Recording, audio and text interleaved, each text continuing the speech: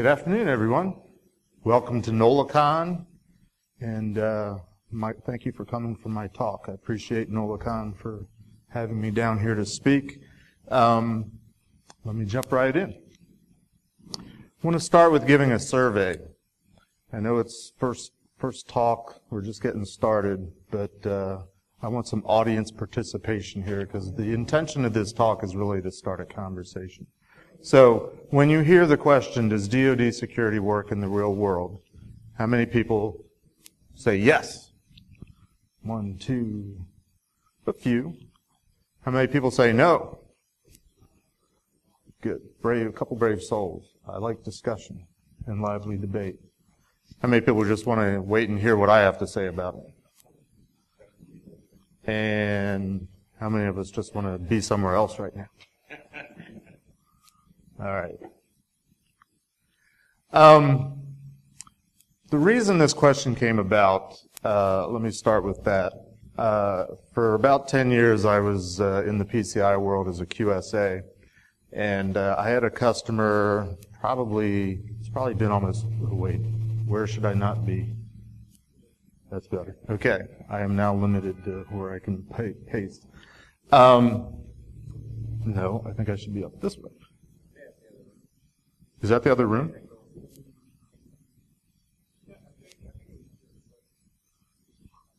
All right. Yeah. I'm going to stand right here. I had a customer, probably been almost 10 years ago. We were having a discussion one afternoon about encryption, the requirement in the PCI data security standard that says if you have data at rest, you need to protect it in some way. And this was a major retailer. You've heard of them. You've probably shopped there. They actually were one of the companies that had been a victim of a major breach back in the late 2000s. And being a retailer and being only recently connected to the internet, relatively recently, they didn't have a whole lot of security expertise, as you might imagine. They didn't have a lot of institutional knowledge. So we spent the better part of an afternoon just kind of going through this requirement, and I was kind of explaining to them what it all meant and you know what it meant to do encryption and all the other different options. And at some point in the discussion, the person that I was speaking to said to me, yeah, but we don't need DoD level security because we just sell women's clothing, whatever it was. And that really has stuck with me for most of the last 10 years because it always kind of bothered me that this person just kind of casually cast off all this useful institutional knowledge that I had about cryptography and encryption and just kind of dismissed it as, yeah, but we don't need DoD level security. Anyway, my name is Jeff Mann. I'm a co-host on Security Weekly, if I look familiar to some of you, if any of you watch Security Weekly. I have done a few things in my life. I am considered a curmudgeon at this point. I've been doing this for about 35 years. I got my start at NSA. Well, you're about to learn I didn't get my start at NSA, but the bulk of my DoD career was at NSA. While I was there, I was a cryptologist, which is why I had fun spending an afternoon talking about encryption. And got out about 20 years ago, and I've been a consultant in the private sector ever since. Started out as a pen tester doing red teaming, moved into a few other things, ended up doing PCI. I call it PCI purgatory for about 10 years. And the last couple of years, I was working for a software vendor. They brought me on as a subject matter expert, and they said, go out and start speaking at conferences. You know, you're an old guy, you know a lot. Go start teaching people and talking to people, which is largely why I'm here. Just a little, 15 minutes of fame thing. Has anybody heard of this book? It came out last year called Dark Territory. If not, it's available on Amazon. You can look it up and download it now. In this book, in the 4th chapter, which is titled Eligible Receiver, does anybody know what eligible receiver is or was? You should go read the book and find out. But in that chapter titled Eligible Receiver, there's a paragraph that says, the NSA had a similar group called the Red Team. It was part of the Information Assurance Directorate, blah, blah, blah, blah, blah. It was the defensive side of NSA. It was stationed at Phoenix. up near Friendship Airport, which for modern day people is BWI. During its most sensitive drills, the red team worked out of a chamber called the pit, which was so secret, I have to do this dramatically, that few people at NSA knew it even existed, and even they couldn't enter without first passing through 2 combination locked doors, not 1 but 2. Well, I'm here to tell you I was actually a member of the pit, the original first red team at NSA, and the pit was our office. It did have a door, but we had cubicles and desks, and it was just a government office. But somehow we've morphed into this legendary thing called the pit. So, for what it's worth, you now can say you've met somebody from the pit. This is actual aerial footage outside of Friendship Airport, otherwise known as BWI, and that building right there, that corner, that's where our office was. So that's where the pit was. It was real. It did exist. It was an office with cubicles. I sat at a desk. Anyway, I share that a little bit to give you a little bit of my background, but also I do want to say one of my early mentors at NSA was this woman named Becky Bass. If you've never heard of her, I encourage you to look her up. She actually just passed away back in March, rather suddenly. Her website, infidel.net, if you look that up, it's sort of become a tribute site to her. People are putting up remembrances of her. There's an actual a link, I think that's the link there, to an oral history that was done. Somebody interviewed her. If you want to get a really good glimpse of InfoSec history, am I blocking you completely when I stand here? Sorry. I'll try to give you glimpses every now and then. Really good history of InfoSec over the last 25, 30 years. A lot of involvement. She was a mentor to many out in the private sector, especially bringing women into InfoSec, into the technology community. Probably for the next year or so, or at least the rest of this year, my talks are dedicated to her. We called her Mom or Info Mom, and she's one of the unsung, not necessarily well known outside of the D.C., Maryland area heroes of InfoSec. So this talk's for you, Becky. So my career really started back in 1984. And it didn't start at NSA. I actually got a job as a summer intern at a research facility that at the time was called the Naval Surface Weapons Center. And this was in White Oak, Maryland. So I'm from Maryland. And my job was, for the summer, I was hired by this guy that was a physicist that did anti-submarine warfare research. And he had gotten a hold of some money and was able to buy this kind of newfangled thing called a desktop computer. And he bought some early database software. I want to say it was DBase 2, if any old-timers out there remember DBase 2. And my job was basically to go through this filing cabinet that he had been collecting research material probably over the span of about 25 years, most of his career, that he had just piled into this safe, this locking cabinet, and he wanted me to build a relational database where he could start to capture some of the, the details that are in all the different materials he had, and put it in a searchable database. So I got the, it was sort of my first exposure to a personal computer, first exposure to database. Funny story, my first week on the job, he was trying to explain to me what anti-submarine warfare was. So he handed me this book and said, this book just came out recently, and it kind of explains what we do as well as I could, so read it. So I was this, college student, summer intern working for the government, and the first week I got to read a book. I thought that was really cool. So, I don't know if you guys can see it. I might have to read it to you. So where this story starts is one morning, my first exposure to security really, is I walked in, I opened up this cabinet, and inside the drawer there was this pink slip that said, "Please come to the security office." So I went to the security office, and it turns out that I had actually accidentally left the safe unlocked the night before, and I was caught. I was busted. And I was a young college kid, and I thought, well, what's the big deal? This is the 80s. We're not at war. We're not actively fighting any submarine warfare anywhere. I'm at this facility that's got a fence around it, so nobody can just walk into the campus. There's a control at the front desk where you have to go past turnstiles. You have to go through security to get into the building. I'm in an office that's locked overnight, and there's guards that patrol the facility. So what's the big deal? So I left the safe unlocked. That was my attitude then, and just keep that in the back of your mind. We'll bring that up again in a little while. So, there's a little bit of background, a little bit of a preamble to what I want to try to convey today in terms of does DoD security work in the real world. And again, I intend this to be a discussion starter. I'm not here trying to say I have the absolute and final opinion on all things related to InfoSec. But if you're like me and you look at what's going on in the world today in terms of security, is anybody depressed? Does it seem like we're losing?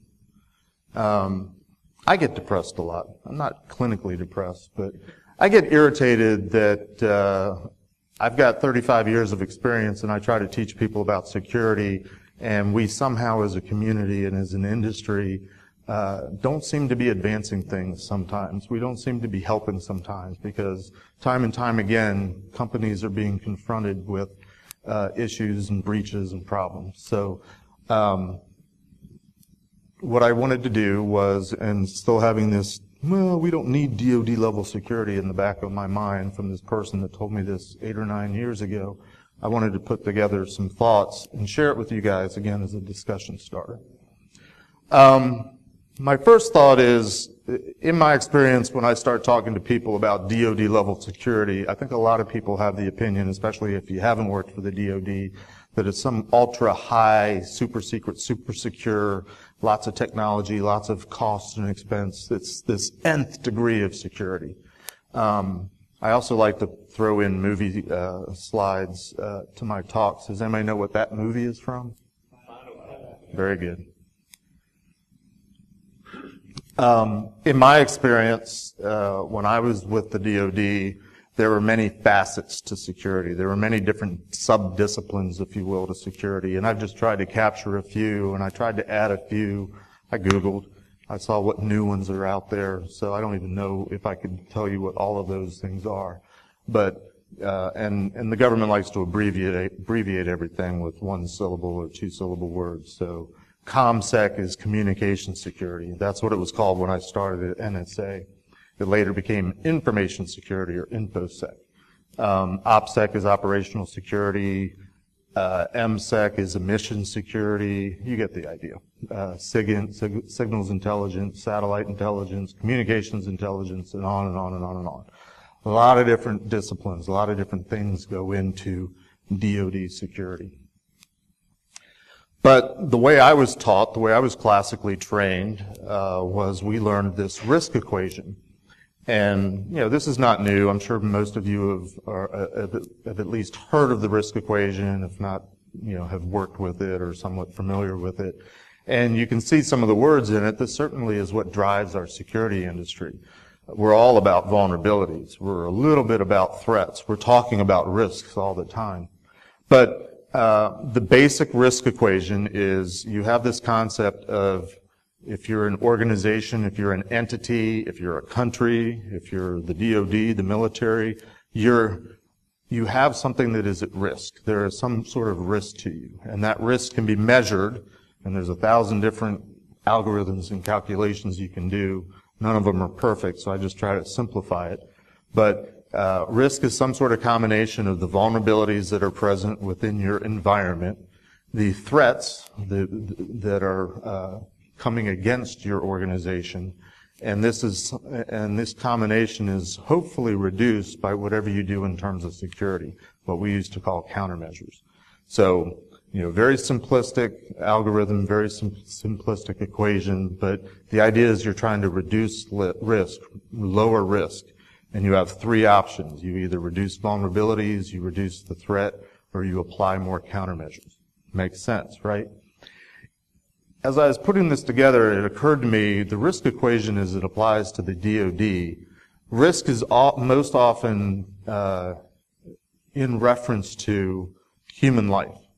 Whether it's a branch of the military and you're trying to determine what the risk of deploying forces are, if, in terms of national security, it might be a risk to citizens, it might be a risk to, diplomats and citizens that are deployed abroad. But essentially, and I'm probably overgeneralizing a little bit, but essentially risk in the sense of the DoD, in the sense of national security, in the sense of defense of our country, can be thought of mostly in terms of human life. And because of that, the approach that I learned to security in the DoD was not so much at all, no costs, there was no limitation to budget, but it was sort of like that. It didn't matter what the cost was associated with it. It didn't matter what the budgets were. We had to do security a certain way. We had to do security right. We had to do security to a certain degree. And all those elements that I showed you and more were involved in it. The way I was taught the equation, vulnerabilities, I go to conferences and trade shows all the time, and especially when I see vendors splashing the big screens, the banners saying they do vulnerability or they do threat, I'll go up and ask them, what is a vulnerability? Try it yourself sometimes. See what kind of different answers you get. Or even better, what's a threat? I was trained that vulnerability is a weakness. Period. Leave it at that. Don't get into details. It's a weakness. Threat, the way I was trained, is the who that is trying to do something bad to you. But you go out and ask people, and maybe even some of you have similar ideas, but threat, I think, is most often described in our industry as more of what I used to or I was taught was a threat agent. It's what the threat, the who, is doing to you or how they're doing it. It's the thing that's happening. Which, I'm not trying to be picky-uni, I'm not trying to nitpick, but again, the way I was classically trained, the threats are the who, it's not the what or the how. And then finally, the countermeasures are all the things that you do to try to protect yourself, whether that's driving down vulnerabilities or driving down threats or other active corrective actions, whether it's monitoring, whether it's logging, whether it's, increased perimeter security. And again, this not even necessarily in the context of networks, but even in the context of physical security, applying more guards, building a bigger wall, building a bigger fence, putting concertina wire on the top of the fence, and so on and so forth. These are all the things that are done to protect against the threat and hopefully reduce, not necessarily who's doing it to you, but their ability to do something to you. And hopefully this is familiar to you as well. Security often had to do with data security, communications, in the specific instance of NSA.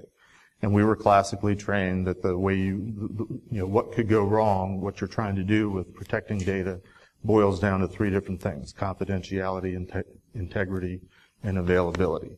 So, those should all be familiar concepts. These are not new things. The internet and technology computer world is introduced a few more nuances to these three, but these are still the three basic things. Most of what we do in this industry drives back to one of these three things, with a few exceptions. My first office at NSA, I was on the defensive side, and I was in the office that produced OneTime Pads. Yes, we were using them in the 80s. In fact, I think we're still using them somewhere today, but don't quote me because I haven't worked for the government in many years. But if you're not familiar with the OneTime Pad, the OneTime Pad is perfect encryption. As long as it's used properly, which is one time, it is not cryptographically solvable. Most of the other cryptography that is involved these days, especially in our machine computer networking world, are machine generated, are computationally formulated, are algorithmically based, which means that although the numbers might be large, there is a cryptographic solution. It can be broken, it can be solved given enough time. Not so with the OneTime Pad. So my simplistic attitude, having started in that office, is it's all been downhill ever since we decided not to use a OneTime Pad. Perfect encryption, perfect security. We've given that up for speed and convenience and the ability to stream video and stuff like that. So it's been downhill from there. So again, getting back to this concept, we don't need DoD level security. Some of the reasons that I've seen why DoD level security doesn't seem to be sticking, there doesn't seem to be much interest in it, are some of these ideas. And I think most importantly is it may very well be very expensive. It may just be simply a perception that it's more expensive. But certainly there is a monetary cost to doing more than what you're doing in the near term. There's a lot of companies out there, a lot of organizations that I've worked with over the years that just simply didn't think they needed it. You know, we sell shoes, we sell underwears. When Home Depot was hacked a couple years ago, the CEO was literally on record as saying, "We don't care about security, we sell hammers." Yeah. So it's real. There's a lot of attitudes out there. It's like, why do we need to bother with all this security? A lot of these companies, until they got on the internet, they really didn't have to worry about security in the sense of networking security, internet security, all this stuff that we're doing these days. And that's legitimate to some point. They didn't need to, but they're in a connected world, and I've always argued with my customers that, you know, there's a price to all that convenience that you're getting, especially in the credit card world. How many people are old enough to remember using a credit card back in the days when the clerk that was accepting your card would pull out a little brochure or magazine and flip through it to look up and see if your card was listed? Does anybody remember that? You're old, you're old, you're old. More recently, it would be you submit your credit card, they'd ring out the cash register, they'd turn around, pick up the telephone, dial an 800 number, and wait for an operator, and they would read off the transaction information, you know, the amount, the credit card number, they'd wait for the authorization. Anybody remember that? Yeah. How long did that typically take? 3 minutes, 5 minutes, 8 minutes, 10 minutes? Whereas nowadays you walk up, well, chip and signature notwithstanding, because that thing's a bear, but, you know, swipe your card, a few seconds later you've got the authorization and you're out. Somehow we've regressed in using the chips, which I don't understand, but that's another story for another day. The point I've tried to make to these companies over the years is, you know, how many people are you moving through the line? How more quickly, how many more transactions, how much more revenue are you earning? Because you're not doing that, you know, 3 to 5 to 8 to 10 minute process. You've turned it into a 15-second, 30-second process. They get that. They understand the dollars and cents. And then I say, okay, well, that comes at a cost. And one of the costs is you need to do security. Sometimes it works, sometimes it doesn't. The point is, they don't have it as a background. So part of sort of winning this thing that we're in of trying to make companies more secure is trying to help them understand the impact of security. There's a need to do security, and it generally boils down to, especially in the commercial world, a financial discussion. If you haven't guessed already, you know, my response to we really don't need DoD level security. And I'm like, yeah, you really do. I even updated it. It's up to the minute. And I'm not even sure what to tell people that are dealing with malware, but hopefully we can discuss that. But and in fact, how many know what the wireless password is for this hotel? It's up there on the screen. I was like, oh, I'm at that hotel.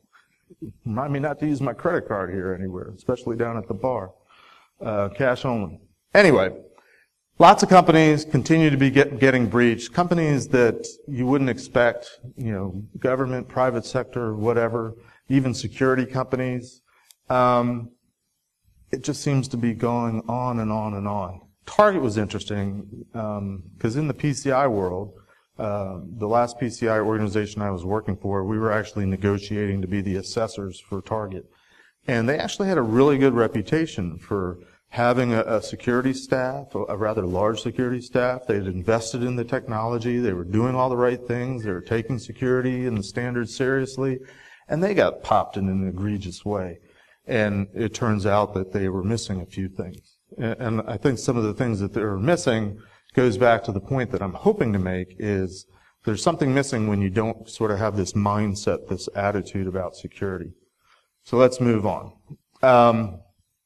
Why I think networks are insecure, why I think organizations continue to lose, continue to be breached, is because essentially too often, especially in the commercial world, companies want to fast forward to the bottom line. Just tell me, what do I have to buy?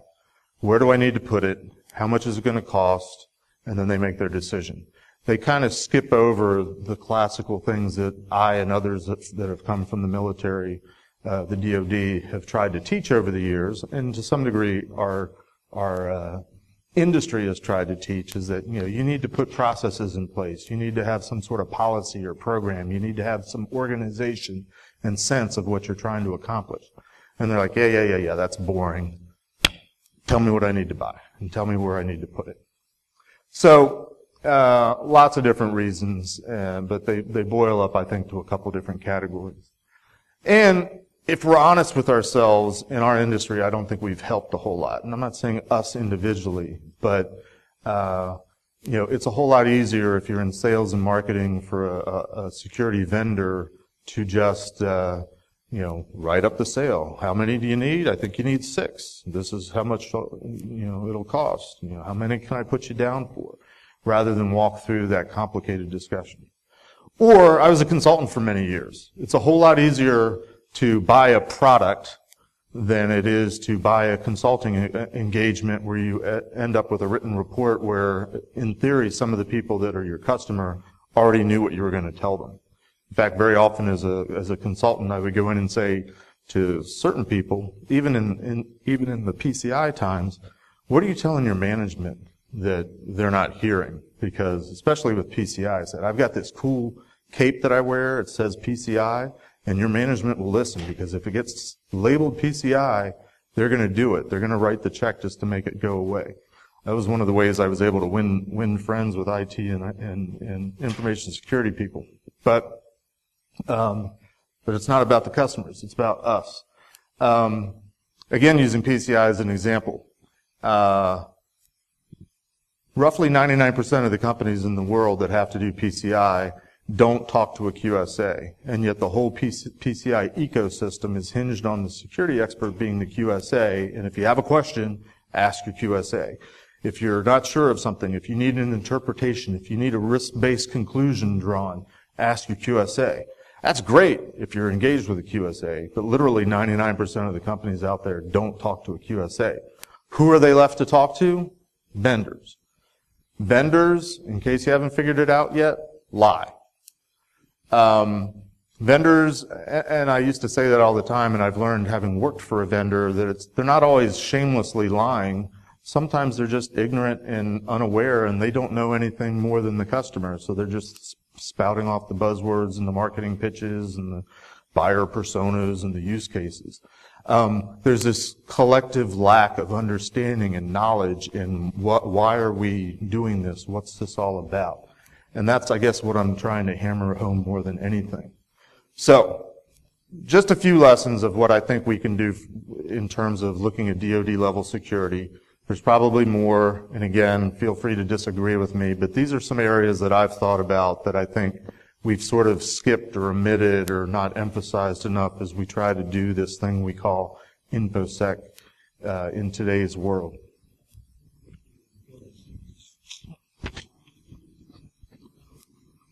Movie? Very good. And there's the proof. They're actually sitting on a Cray supercomputer, which the one I used to use at NSA is now in the NSA Cryptologic Museum.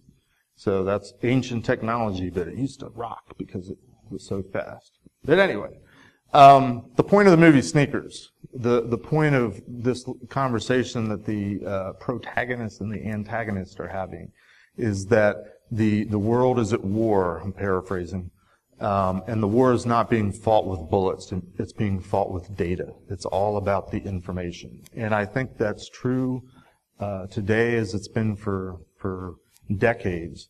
The battles that we're fighting, the war that we're fighting, it's all about the information. And yet too often, especially in the commercial world, we're not focused on the very thing that we're trying to protect. We focus on the technology that we think is being used to house, store, transmit the data that we're trying to protect. And that's nuanced, and it might be nitpicky, but I think it's a significant gap when the focus is so often on the technology and not on what's on the technology that we might be interested in. So disagree or agree with me, but that's what I'm putting forth to you guys.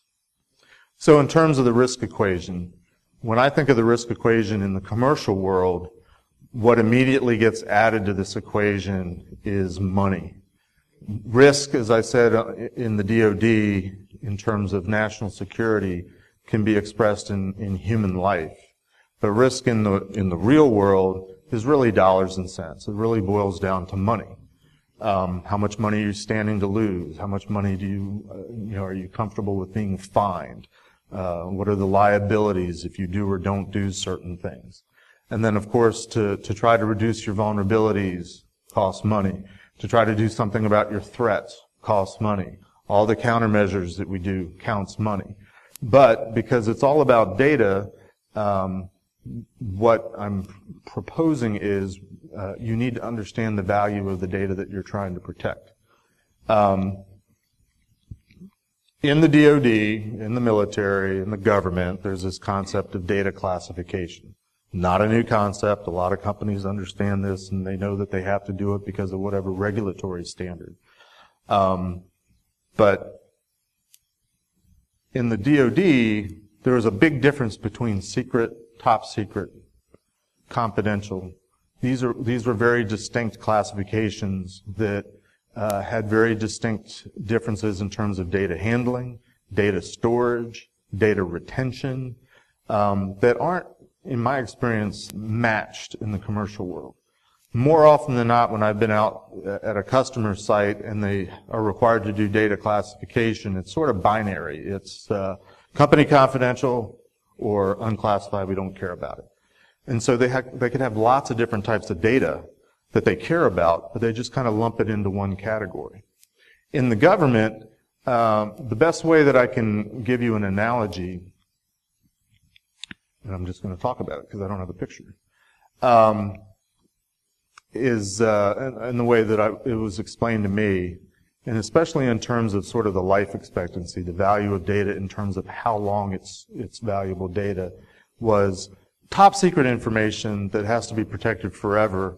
Most often, what is secret about this, and gosh, this might have been in the news in the last couple days or weeks, so think about this as you listen to media reports. Top secret information very often is classified at that level, not because of the data itself, but because of how that data was obtained, what we call methods and sources.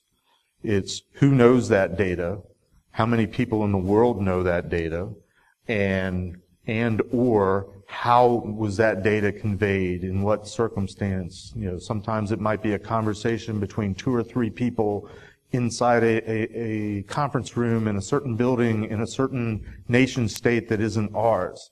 And if it was revealed that that information was known by us, you would make the logical conclusion of 1 or 2 things. Either the room was bugged, or somebody in that room is an agent, is a spy. So in the old days, very often if that information was discovered and they didn't find bugs, people ended up missing. So again, it was a human life thing. So the top secret concept is, again, more often the methods and sources, how the information was obtained. Now, another example might be secret information. Again, the analogy that I was given when I was learning this was, think of a battlefield, and you've got a unit that's being pinned down by enemy gunfire, there's a machine gun nest, there's mortar fire, and so they want to call in an airstrike. It's critical when they're calling in that airstrike to give the right coordinates. And back in those days, it was latitude and longitude. Nowadays, I'm sure they use GPS, and we got the drones and everything. But think Korea, think Vietnam, think early things in the desert.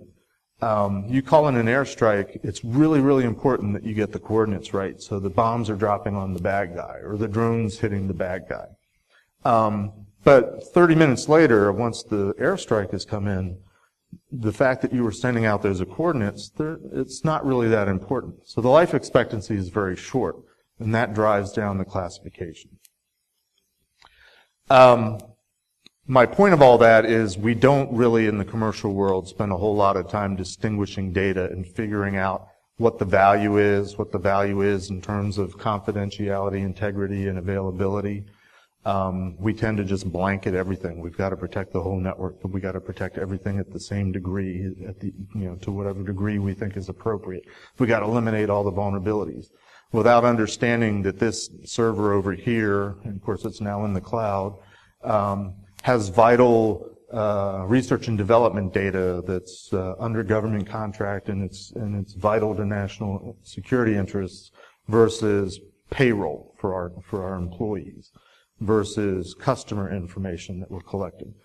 Different types of data, different types of sensitivities, criticalities, different types of values, and yet we don't in the commercial world seem to divide and conquer and understand what it is we're protecting. We just do this blanket, the network needs to be secure, and it's not. It's bad, gloom and doom. Another concept is what used to be called security in depth. We would call it more likely segmentation or isolation in today's networking world. But this is an aerial photograph of a city that was constructed in the 1500s. So the idea of layered protection is not new. This goes back 500 years. But I mean, if you think about when were the first castles with moats built, the idea of layers of protection is thousands of years old, and it's really a military construct. It's a military strategy for warfare that we've applied to the network. Is that good or bad? I don't know, but this is a typical network, at least a couple years ago, for one of my PCI customers that were trying to go through the idea of segmentation because they knew if they could isolate the systems that had the credit card data, they'd only have to follow the security rules for those systems and not worry about everything else, which I personally think is a bad idea.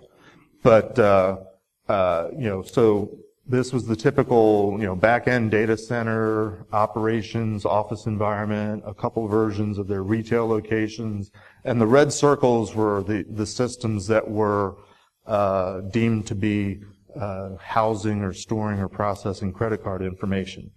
That doesn't look a whole lot like that to me.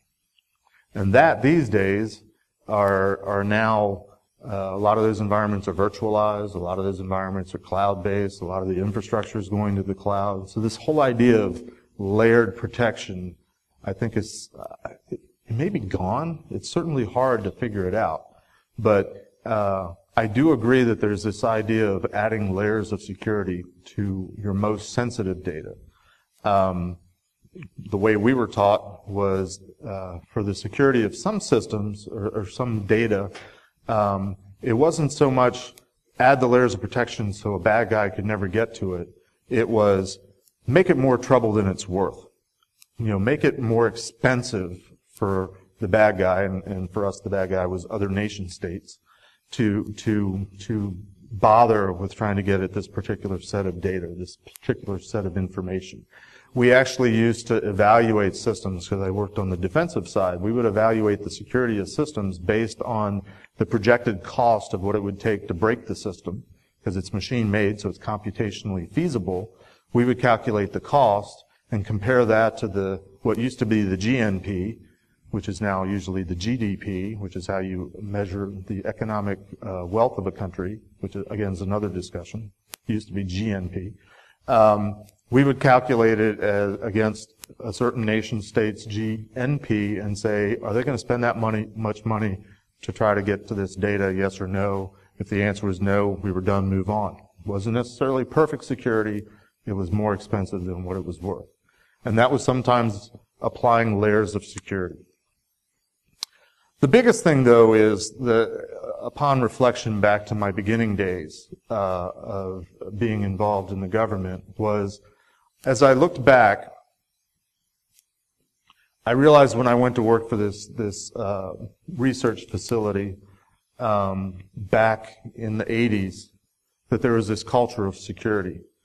And while there was perimeter fences, there was also other processes and things associated with the perimeter fences. You know, like barbed wire, like cameras, like a roving guard. The front desk, it seemed kind of silly at times, but at various times over the years, if there was a guard at the desk, they were supposed to be looking at your picture badge. And, you know, we would, you know, at various facilities I worked for, we would occasionally try to get by with each other's badge to see if the guard was paying attention. And sometimes it worked and sometimes it didn't, and more often it worked. So at various times, you know, of heightened security, DEFCON 3 or 4 or 5, the guards were required to touch the badge to make sure that they were really touching it in hopes that they were looking at it more carefully. But then the guards would get I think they would rip them off of radios, these telescoping antenna things, wands, pointers, so they could reach out and touch the badge because they didn't want to move from their spot. But there was also strategies employed where the guards were rotated all the time because they wanted to prevent somebody saying, "Hey, Joe, come on in. I've seen you every day for the last, 16 years. Come on in," not knowing you'd been fired the day before. There were layers, there were strategies, there was processes with each step along the way. You know, changing the locks on the doors periodically, making it a longer combination, that type of thing. Having the guards roaming the halls. Everything was a culture of security, but more important than all the processes and procedures, everybody understood the mission, because the mission of the organization in and of itself was security, which I grant you doesn't exist often in the commercial world. But I think, and I'm hopeful that it's something that can be taught and something that can be trained to more companies, is to have this attitude, this mindset of, we're in business, yes, we sell women's clothing, but we're selling women's clothing in a connected world, and we deal in certain type of information between our company and our customers that has value, and we need to understand that value and understand it needs to be protected and protected in a manner that's appropriate for whatever risk we want to take, given the liabilities, given the limitations, given our our bottom line, our budgets, and so forth. But more than just taking the 30-minute security awareness training course once a year and snickering at the stupid video that you watch because somebody went out and bought some new. And if anybody produces these things, I apologize, but I've had to evaluate a lot of these security awareness training courses over the year, and I take them as often as possible. And they just seem to be people that are like, they're very much focused on the creativity. This time we're going to do a video. This time we're going to do pictures that pop up. This time we're going to slide from the right and fly from the left, rather than providing any type of meaningful content. Yes? Have you ever seen any villains? No. Actually, we'll get to that. We'll get to that. Hold that thought. Building a culture of security, having everybody in the company understand that security is important and what they do and what they don't do has something to do with security. Understanding that security is a life cycle. It's something that you do. It's not just a set and forget. It's not plug in a box and put particular settings on it and walk away and think you're done. This is a slide that I used 20 years ago when I came out of the DoD trying to teach companies in the commercial world that there's this thing called security and it's a life cycle and there's processes involved. And we used to talk about these processes. And of course, we were trying to sell a pen test, so we started with the assessing. Where are you? You've just plugged into the internet, but you have this existing network. Let's find all your holes. Let's figure out. It was really a vulnerability assessment. And we would talk about, once we've discovered it, how do you fix it? How do you close your holes? How do you implement programs and policies and procedures so it all works? And you architect and implement these solutions. You put in firewalls and IDS and whatever. And then at some point you've got to measure it and see how well you're doing. And then it's lather, rinse, and repeat. We used to talk about this cycle in terms of like a 3 to 5 year process. This process still exists. Every company is in the midst of this process, but the process these days, I think, is sometimes months, if not weeks, if not days. Think of the next O day that comes out and how fast you need to be able to respond to it and adapt to it. But companies, for the most part in the commercial world, aren't cycled to think security. They're cycled to think money, revenue, bottom line. It's not part of the culture. It's not built into the fabric of the company. There's been attempts by the government to put out, frameworks and various standards, the NIST Cybersecurity Framework being one of the recent ones. Notice that there's, at least I see, there's a lot of similarities between what they're putting out in terms of sort of the major steps, the major processes, and what we were talking about 20, 25 years ago. Variations on a theme, but there's a process involved, and that's what is largely trying to be taught.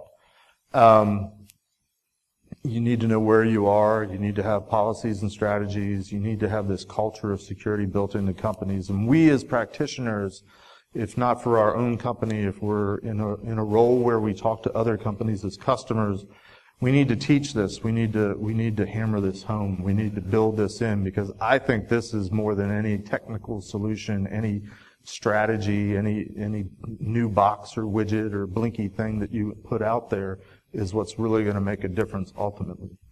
And I'm a dying breed, and you can disagree with me, but that's sort of my last stance. The DoD, anybody know what this is? It's called the Rainbow series. A very comprehensive series of guides that were put out. The first one was the Orange Book, which I think was published in '83, which was how to secure a computer on a network, and very detailed, very granular.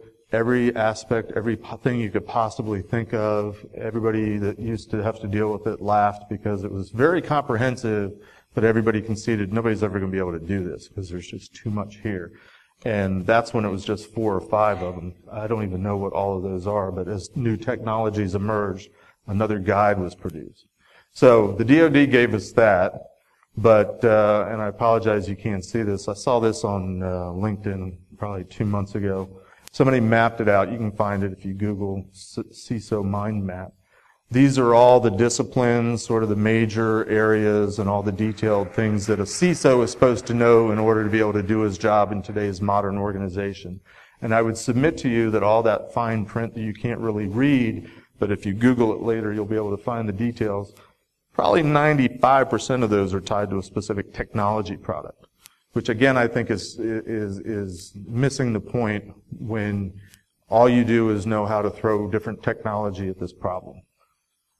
This is another example that I saw. Somebody attempted to come up with all the different domains that there are in our business, and they try to group them and organize them. So, the message here is there's a lot to learn, there's a lot to know, there's a lot of stuff going on. And yet, my belief is if you're taking a completely technology-centric approach to all this and you're not stepping into it with some sort of overarching understanding of what you're trying to do, what you're trying to accomplish, you ultimately will lose, because I think we can agree we're never going to protect everything. I think we can agree we're never going to drive the vulnerability count down to 0. There's always going to be vulnerabilities out there. So maybe, just maybe, we should stop focusing on the vulnerabilities. Not saying do away with them, not saying stop addressing them as we find them out, but maybe we need to focus elsewhere too, like on the countermeasures. You've probably heard of this mantra in our industry that security is really about people, processes, and technology. It's a 3-pronged approach. I submit to you that in terms of understanding the culture, that there's this idea of purpose. For the DoD, it was the mission to do security. And while that's not the mission of most companies in the commercial world, it needs to be a part of the mission. It needs to be understood that the security is part of we sell shoes. Its security is a part of we sell hammers. An appropriate part, not overboard, not overdone, but there is an appropriate way to approach that. So keep in mind, it's all about the information, it's all about the data. With few exceptions, that's still true today. It always will be. Technology, I don't believe, is the solution. I think technology is really the problem. I think we're losing ground, frankly, the way technology is advanced. And the more we don't have the foundational principles and processes built in, the further behind we get whether we're organizations or whether we're practitioners.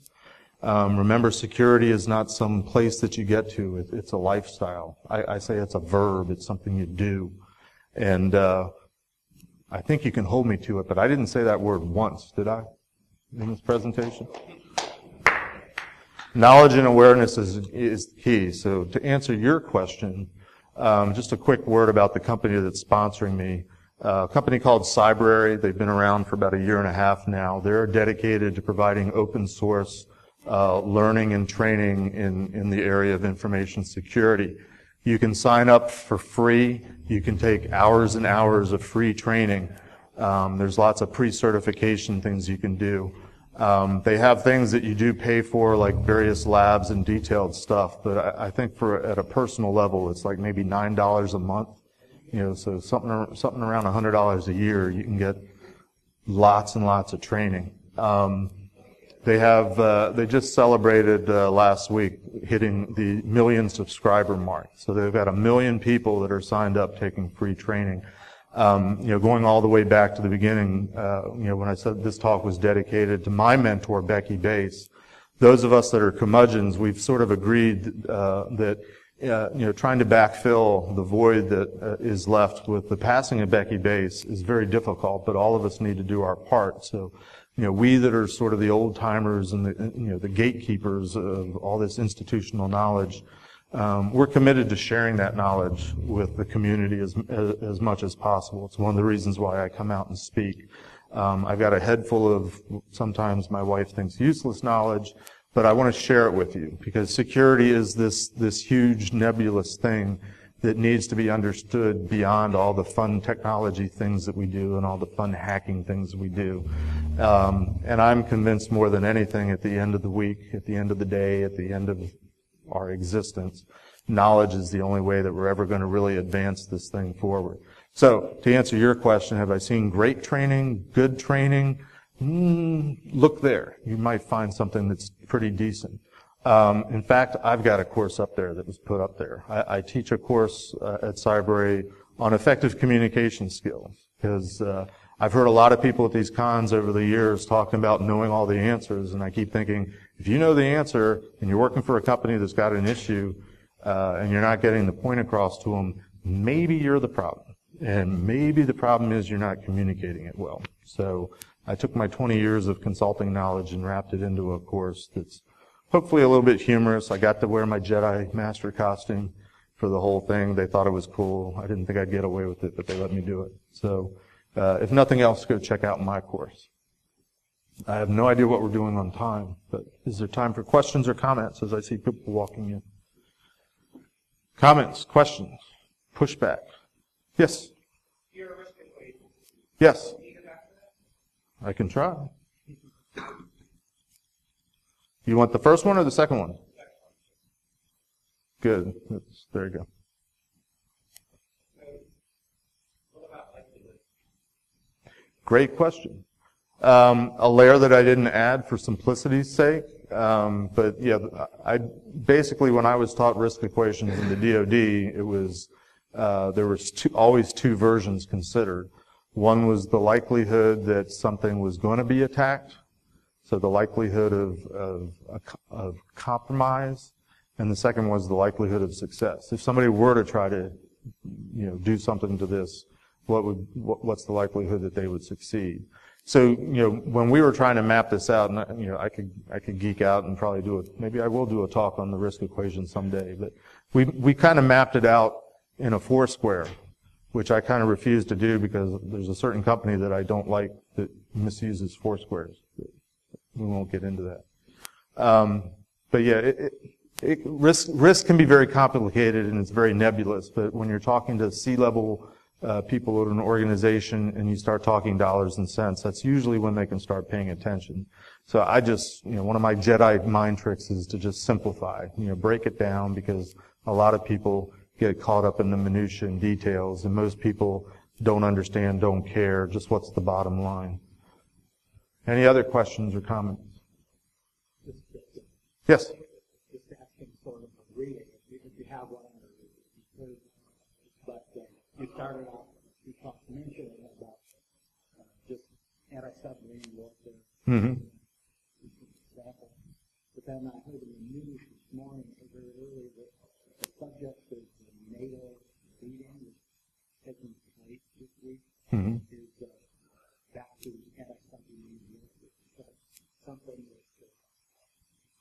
So the question for the recording is, there's something in the news this week with NATO talking about anti-submarine warfare, that's back in the news again.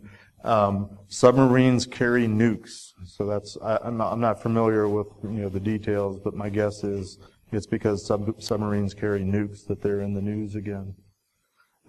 With the people in the room, I'm thinking my time is up. So thank you, everyone, and enjoy your conference. It was long and prosperous.